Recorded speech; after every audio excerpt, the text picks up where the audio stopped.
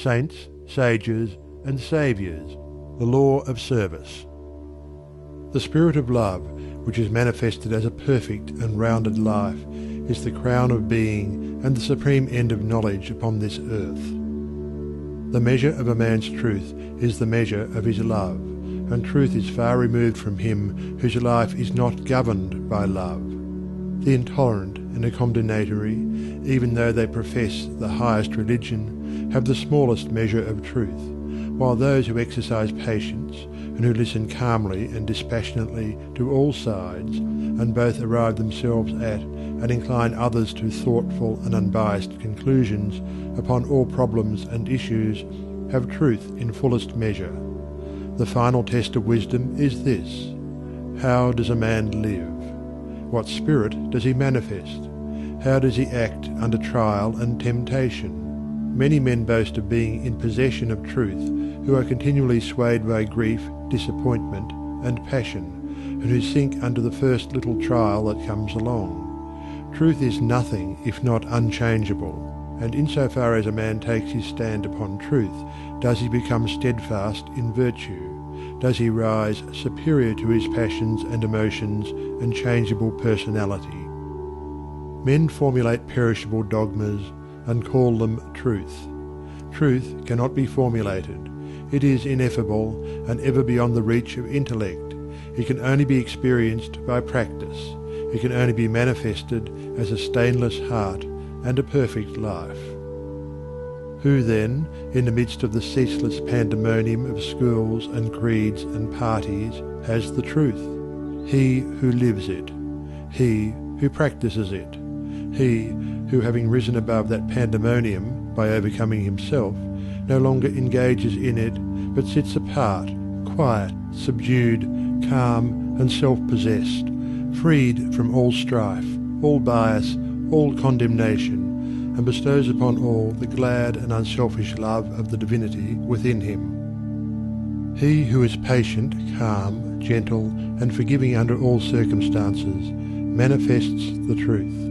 Truth will never be proved by wordy arguments and learned treatises, for if men do not perceive the truth in infinite patience, undying forgiveness, and all-embracing compassion, no words can ever prove it to them. It is an easy matter for the passionate to be calm and patient when they are alone, or are in the midst of calmness. It is equally easy for the uncharitable to be gentle and kind when they are dealt kindly with. But he who retains his patience and calmness under all trial, who remains sublimely meek and gentle under the most trying circumstances, he, and he alone, is possessed of the spotless truth. And this is so because such lofty virtues belong to the divine, and can only be manifested by one who has attained to the supreme wisdom, who has relinquished his passionate and self-seeking nature, who has realized the supreme and unchangeable law, and has brought himself into harmony with it. Let men, therefore, cease from vain and passionate arguments about truth, and let them think and say and do those things which make for harmony, peace, love, and goodwill. Let them practice heart virtue, and search humbly and diligently for the truth which frees the soul from all error and sin, from all that blights the human heart, and that darkens, as with unending night, the pathway of the wandering souls of earth. There is one great all-embracing law which is the foundation and cause of the universe, the law of love. It has been called by many names in various countries and at various times, but behind all its names the same unalterable law may be discovered by the eye of truth. Names, religions, personalities pass away, but the law of love remains. To become possessed of a knowledge of this law, to enter into conscious harmony with it, is to become immortal, invincible, indestructible. It is because of the effort of the soul to realize this law that men come again and again to live, to suffer, and to die. And when realized, suffering ceases, personality is dispersed, and the fleshly life and death are destroyed, for consciousness becomes one with the eternal. The law is absolutely impersonal, and its highest manifested expression is that of service. When the purified heart has realized truth, it is then called upon to make the last, the greatest and holiest sacrifice, the sacrifice of the well-earned enjoyment of truth. It is by virtue of this sacrifice that the divinely emancipated soul comes to dwell among men, clothed with a body of flesh, content to dwell among the lowliest and least, and to be esteemed the servant of all mankind. That sublime humility which was manifested by the world's saviours is the seal of Godhead, and he who has annihilated the personality and has become a living, visible manifestation of the impersonal, eternal, boundless Spirit of love, is alone singled out as worthy to receive the unstinted worship of posterity. He only who succeeds in humbling himself with that divine humility which is not only the extinction of self, but is also the pouring out upon all the spirit of unselfish love, is exalted above measure and given spiritual dominion in the hearts of mankind. All the great spiritual teachers have denied themselves personal luxuries, comforts, and rewards, have abjured temporal power, and have lived and taught the limitless and impersonal truth. Compare their lives and teachings, and you will find the same simplicity, the same self-sacrifice, the same humility, love, and peace, both lived and preached by them. They taught the same eternal principles, the realization of which destroys all evil. Those who have been hailed and worshipped as the saviours of mankind are manifestations of the great impersonal law, and, being such, were free from passion and prejudice, and having no opinions, and no special letter of doctrine to preach and defend, they never sought to convert and to proselytize. Living in the highest goodness, the supreme perfection, their sole object was to uplift mankind by manifesting that goodness in thought, word, and deed. They stand between man, the personal, and God, the impersonal, and serve as exemplary types for the salvation of self-enslaved mankind. Men who are immersed in self, and who cannot comprehend the goodness that is absolutely impersonal, deny divinity to all saviours except their own, and thus introduce personal hatred and doctrinal controversy, and, while defending their own particular views with passion, look upon each other as being heathens or infidels, and so render null and void, as far as their lives are concerned, the unselfish beauty and holy grandeur of the lives and teachings of their own masters. Truth cannot be limited. It cannot be the special prerogative of any man, school, or nation, and when personality steps in, truth is lost. The glory alike of the saint, the sage, and the saviour is this, that he has realized the most profound lowliness, the most sublime unselfishness. Having given up all, even his own personality, all his works are holy and enduring, for they are freed from every taint of self. He gives, yet never thinks of receiving. He works without regretting the past or anticipating the future, and never looks for reward. When the farmer has tilled and dressed his land, and put in the seed, he knows that he has done all that he can possibly do, and that now he must trust to the elements, and wait patiently for the course of time to bring about the harvest, and that no amount of expectancy on his part will affect the result. Even so, he who has realized truth goes forth as a sower of the seeds of goodness, purity, love, and peace, without expectancy and never looking for results, knowing that there is the great overruling law which brings about its own harvest in due time, and which is alike the source of preservation and destruction.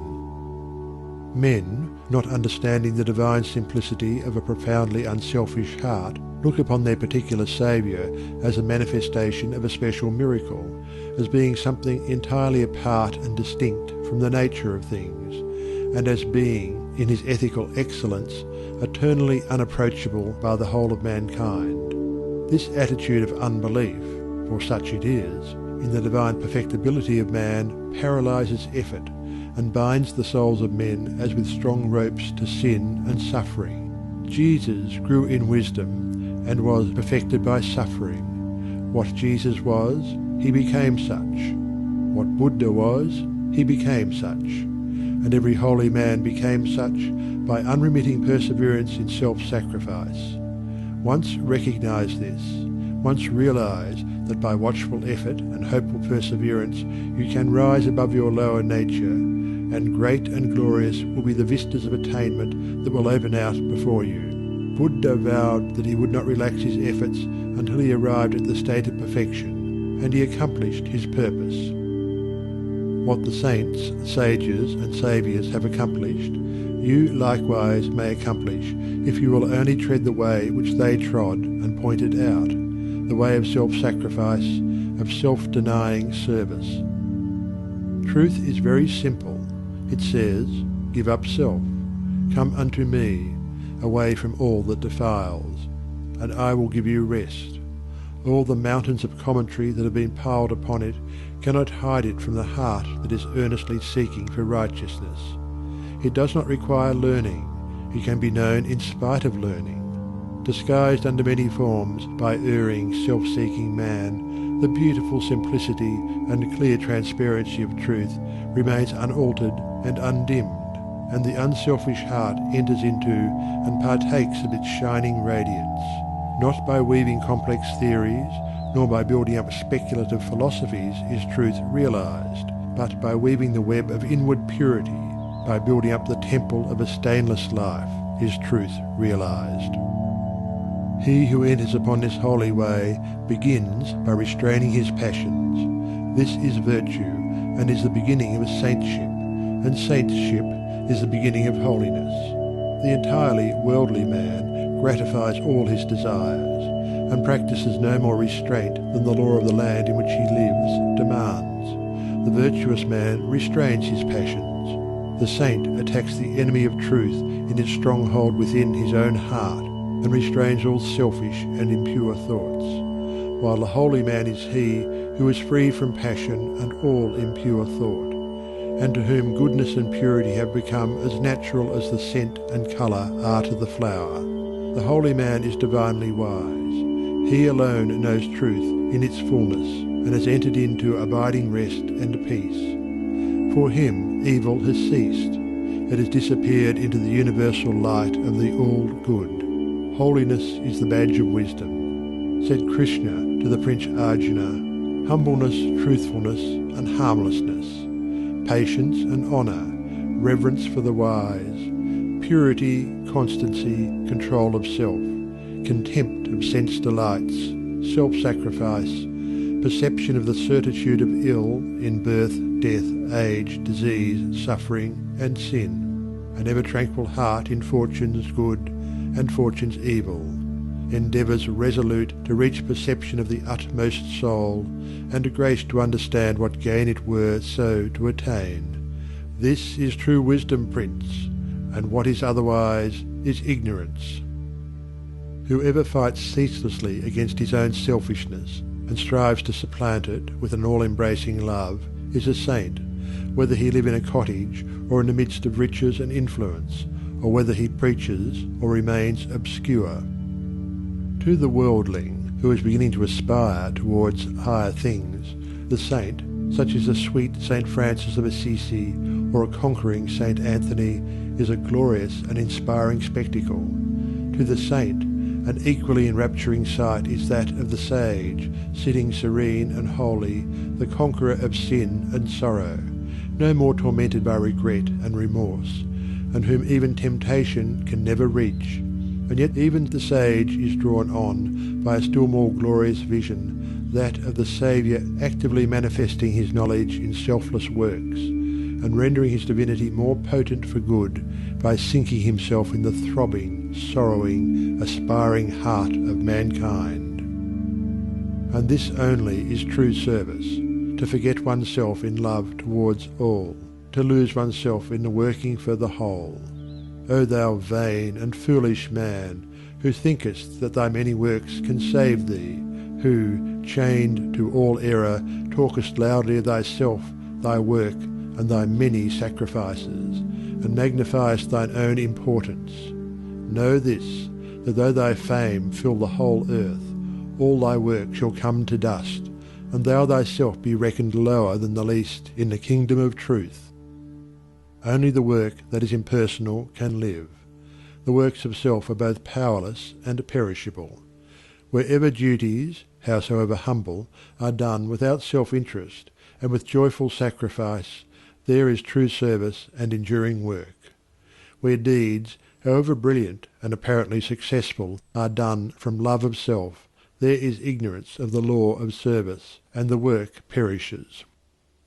It is given to the world to learn one great and divine lesson, the lesson of absolute unselfishness. The saints, sages, and saviours of all time are they who have submitted themselves to this task, and have learned and lived it. All the scriptures of the world are framed to teach this one lesson. All the great teachers reiterate it. It is too simple for the world which, scorning it, stumbles along in the complex ways of selfishness. A pure heart is the end of all religion and the beginning of divinity. To search for this righteousness is to walk the way of truth and peace, and he who enters this way will soon perceive that immortality which is independent of birth and death, and will realize that in the divine economy of the universe the humblest effort is not lost. The divinity of a Krishna, a Gautama, or a Jesus is the crowning glory of self-abnegation, the end of the soul's pilgrimage in matter and mortality, and the world will not have finished its long journey until every soul has become as these and has entered into the blissful realization of its own divinity. Great glory crowns the heights of hope by arduous struggle won. Bright honour rounds the hoary head that mighty works hath done. Fair riches come to him who strives in ways of golden gain, and fame enshrines his name who works with genius glowing brain. But greater glory waits for him who in a bloodless strife gainst self and wrong adopts in love the sacrificial life, and brighter honour rounds the brow of him who mid the scorns of blind idolaters of self accepts the crown of thorns, and fairer, purer riches come to him who sweetly strives to walk in ways of love and truth to sweeten human lives, and he who serveth well mankind exchanges fleeting fame for light eternal, joy and peace, and robes of heavenly flame.